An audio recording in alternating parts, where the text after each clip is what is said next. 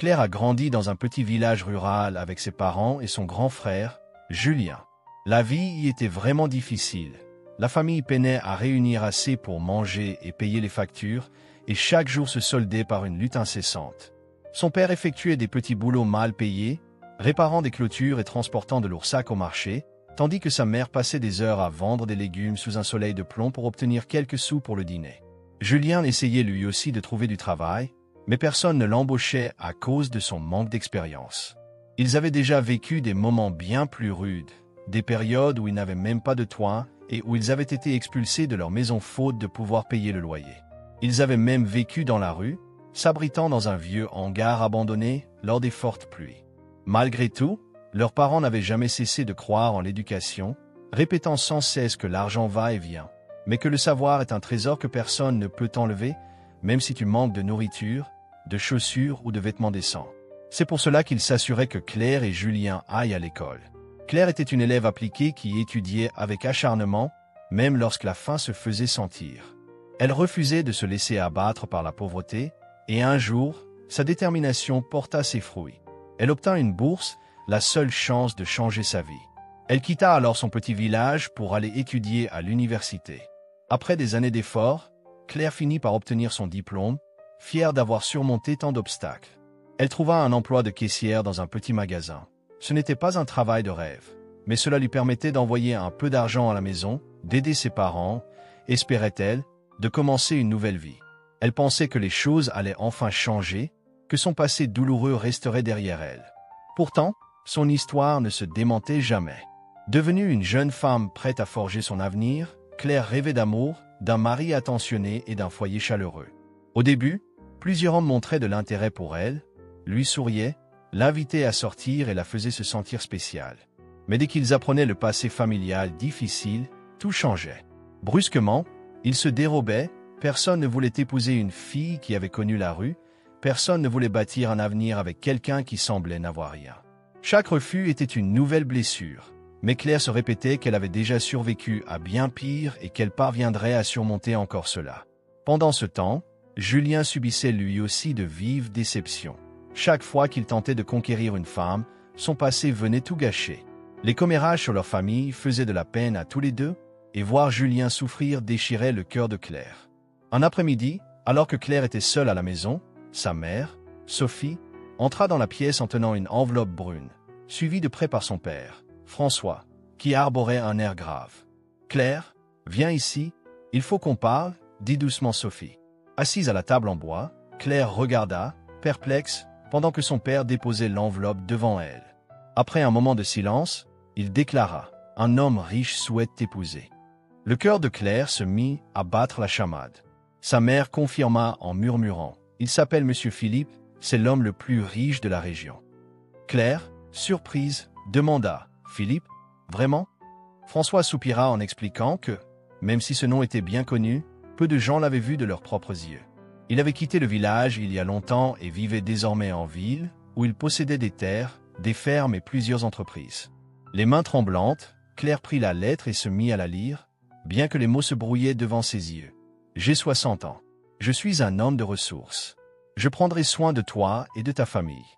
Ce mariage t'apportera confort et sécurité. » La mention de « 60 ans » fit tressaillir son estomac. D'une voix douce, sa mère reprit. « Il veut t'épouser, Claire. Il dit qu'il prendra soin de nous tous. » Le silence s'installa tandis que Claire cherchait ses mots. À cet instant, quelqu'un frappa à la porte. François alla ouvrir et découvrit 2 hommes portant des sacs de maïs, de riz et de farine. Un autre, tenant un panier de légumes et quelques bouteilles d'huile, se tenait derrière eux. « Qui a envoyé tout cela ?» demanda-t-il, la voix tremblante. Le plus grand des hommes sourit et répondit. « C'est de Monsieur Philippe. Ce n'est qu'un petit cadeau, et il n'enverra plus lorsqu'il viendra te voir. » Claire vit sa mère se couvrir le visage de larmes, tandis que son père remercia doucement les visiteurs qui s'en allèrent. La nourriture qu'ils avaient apportée serait suffisante pour plusieurs semaines. Peu après, François se tourna vers Claire et dit « Ma fille, cet homme peut changer notre vie. » Sophie, essuyant ses larmes, ajouta « Réfléchis bien, ma chérie. » Le cœur de Claire battait la chamade, partagé entre l'espoir et l'inquiétude. Était-ce vraiment sa seule issue? Quelques jours plus tard, Claire se retrouva seule dans sa chambre, regardant la lumière vacillante d'une petite lampe. Les larmes lui montaient aux yeux, mais elle se retenait de les laisser couler. Ce n'était pas la vie qu'elle désirait. À 23 ans seulement, elle rêvait de tomber amoureuse, de se marier avec un homme qui ferait battre son cœur et de bâtir un avenir joyeux. Mais maintenant, ses rêves semblaient inaccessibles car M. Philippe avait 60 ans, bien trop pour elle. Elle relisait la lettre encore et encore, espérant y trouver un signe d'espoir, mais la réalité demeurait. On lui demandait de se marier avec un homme aussi âgé que son propre père. Son cœur se serrait, elle voulait dire non, fuir, mais elle pensait à sa famille. Elle se rappelait la douleur dans les yeux de sa mère lorsqu'elle avait reçu la nourriture pour la première fois depuis longtemps. Sa mère n'avait pas eu peur de la faim. Elle se souvenait également de la fatigue inscrite sur le visage de son père, de la façon dont il restait silencieux, épuisé au point de ne presque plus pouvoir parler. Puis, l'image d'un rapport médical lui revint en mémoire, un document trouvé par hasard dans une vieille boîte en bois, qui révélait que son père était gravement malade et avait besoin d'une opération coûteuse, bien au-delà de leurs moyens. Il ne l'avait confié à personne pour éviter de les inquiéter. Maintenant, connaissant la vérité, Claire ne pouvait plus faire semblant. Elle pensa aussi à Julien, qui avait tant de fois tenté de séduire une femme et était toujours rejeté à cause de leur situation. Il méritait lui aussi une chance d'avoir une vie meilleure, mais le monde semblait indifférent à ses efforts. Les yeux embués de larmes, Claire prit une profonde inspiration et se décida. Si ce mariage était le prix à payer pour sauver son père, pour apaiser sa mère et offrir à Julien une chance d'avenir, alors elle le ferait. Elle s'approcha de ses parents, dont les regards emplis d'espoir étaient fixés sur elle, et, la gorge nouée, murmura « Si cela signifie me sacrifier pour la famille, je le ferai. » Sa mère éclata en sanglots et son père ferma les yeux en poussant un long soupir. La décision était prise. Le jour du mariage arriva. Claire s'assit, silencieuse, sur un petit tabouret en bois, les mains posées sur ses genoux, le cœur battant fort à l'idée de la venue imminente de M. Philippe. Sa mère l'avait habillée de sa plus belle tenue, une robe bleue simple, usée à plusieurs reprises mais toujours présentable. Ses cheveux étaient relevés de manière soignée et un peu d'huile faisait briller sa peau. À ses côtés, son père gardait les bras croisés, le visage impassible, tandis que Julien se tenait près de la porte, observant la rue. Bientôt, une voiture noire apparut, roulant sur le chemin poussiéreux du village. Le cœur de Claire s'emballa lorsque le véhicule s'arrêta devant la maison et que la portière s'ouvrit. De la voiture descendit un homme, M. Philippe. Son visage portait les marques des années, avec des rides et des cheveux entièrement gris. Sa posture était légèrement voûtée et ses pas lents, mais son expression restait calme. Lorsqu'il souriait, ses yeux exprimaient une chaleur sincère, et Claire sentit sa respiration se suspendre. Elle avait toujours craint qu'il ne soit dur ou hautain, mais en le regardant, il ne semblait pas si mauvais. Il salua d'abord ses parents, serrant la main de son père avec un respect évident, puis se tourna vers elle. « Tu dois être Claire » dit-il d'une voix profonde et douce.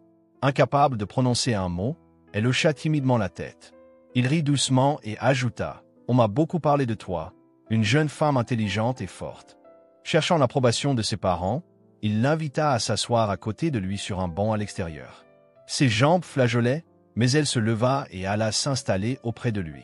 Malgré les regards nombreux autour, pendant un court instant, elle se concentra uniquement sur sa présence. Ils parlèrent longuement.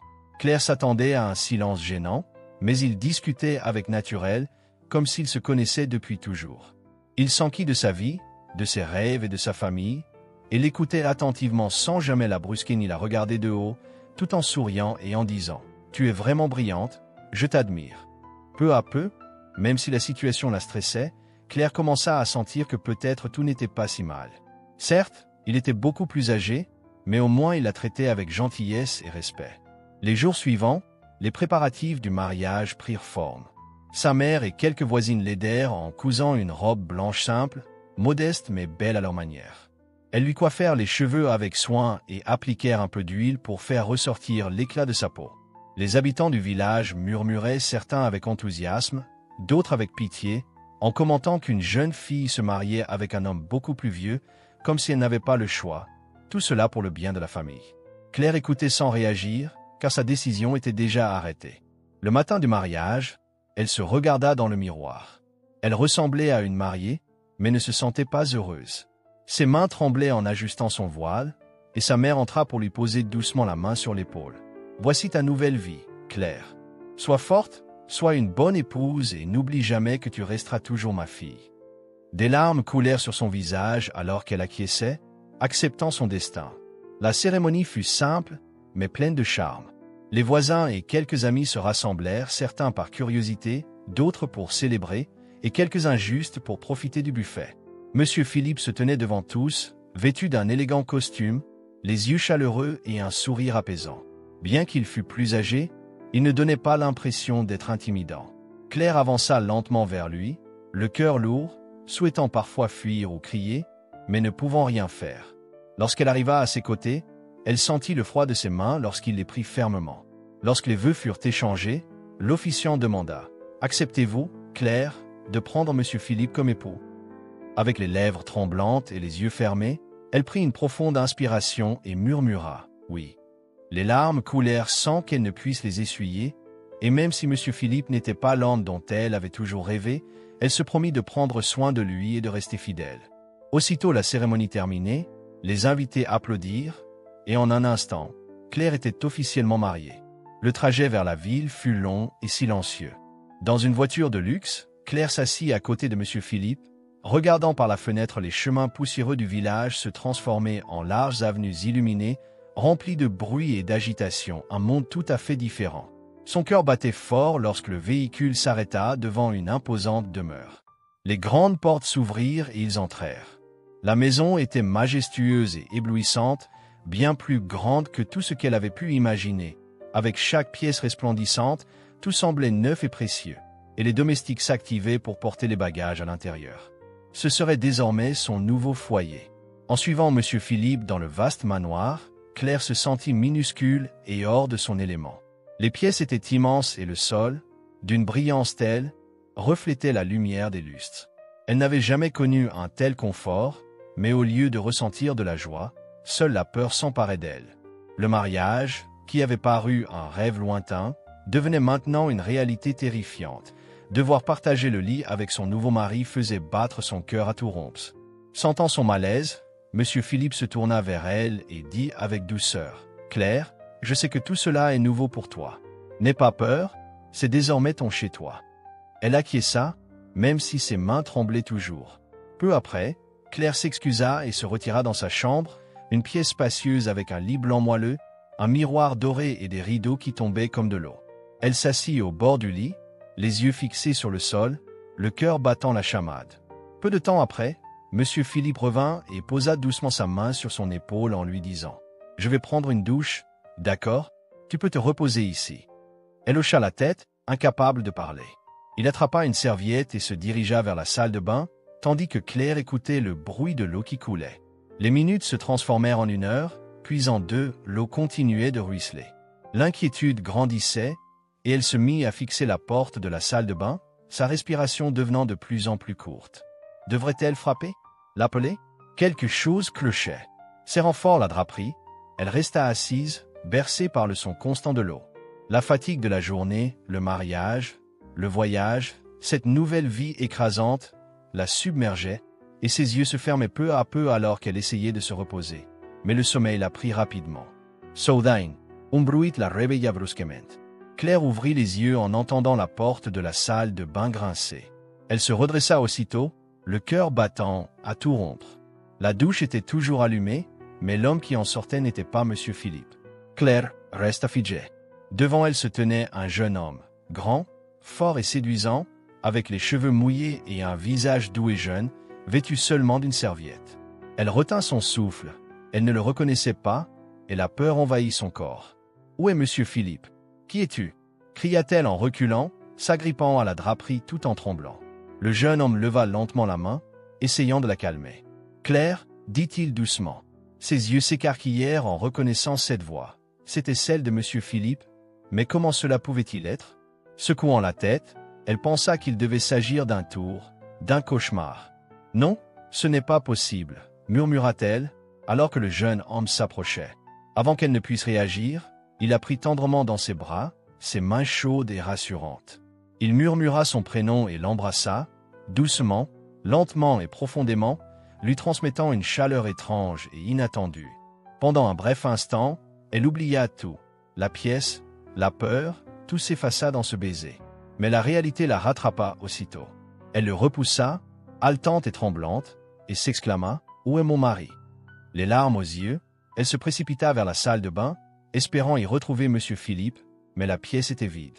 Le jeune homme s'avança de nouveau et déclara « Je suis ton mari ». Claire secoua la tête avec force. « Non, c'est impossible », sanglota-t-elle en s'agenouillant.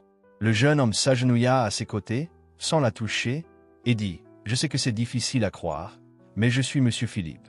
Je l'ai toujours été. » Elle leva les yeux, le visage ruisselant de larmes, et il poursuivit. « J'utilise un maquillage spécial pour paraître plus vieux, parce que j'avais besoin de voir qui tu étais vraiment. » Les yeux écarquillés, elle demanda « Pourquoi ?»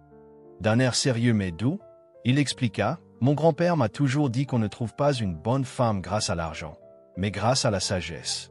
J'ai plus de ressources que beaucoup, mais je ne voulais jamais d'une épouse qui ne s'intéresse qu'à mon argent. Je cherchais quelqu'un avec un cœur généreux, un esprit fort et un amour véritable. J'ai appris ce que tu avais enduré, ta gentillesse et les sacrifices que tu as faits pour ta famille, et je voulais voir si c'était sincère et non juste une recherche de richesse. » Le cœur de Claire battait la chamade tandis qu'elle secouait la tête, les larmes coulant sur ses joues. « Peu importe ton apparence, dit-elle d'une voix tremblante, je veux juste que mon mari revienne. J'ai promis de prendre soin de lui, même s'il est plus âgé et ridé, je ne me laisserai pas berner par les apparences. » Le jeune homme soupira, les yeux emplis d'une émotion que Claire avait du mal à comprendre, et demanda doucement « Te souviens-tu de cet homme âgé que tu as aidé quand tu travaillais au magasin ?» Confuse, elle demanda « De qui parles-tu » Il continua « Un soir, un vieil homme, épuisé et faible, est venu dans ta boutique, n'ayant pas assez d'argent pour payer sa nourriture. Et tu as payé pour lui, tu l'as aidé à s'asseoir et même préparé un thé chaud pour qu'il se sente mieux. Ce fut un petit geste, mais il t'a marqué. » Le cœur de Claire s'emballa en repensant à cette soirée pluvieuse, quand un homme, comptant ses pièces, se rendit compte qu'il n'avait pas assez. Sans hésiter, tu l'as aidé sans rien attendre en retour. Le jeune homme expliqua alors que cet homme était son grand-père, qui n'avait jamais oublié ta gentillesse, en te voyant, avait affirmé que tu étais un véritable ange au grand cœur.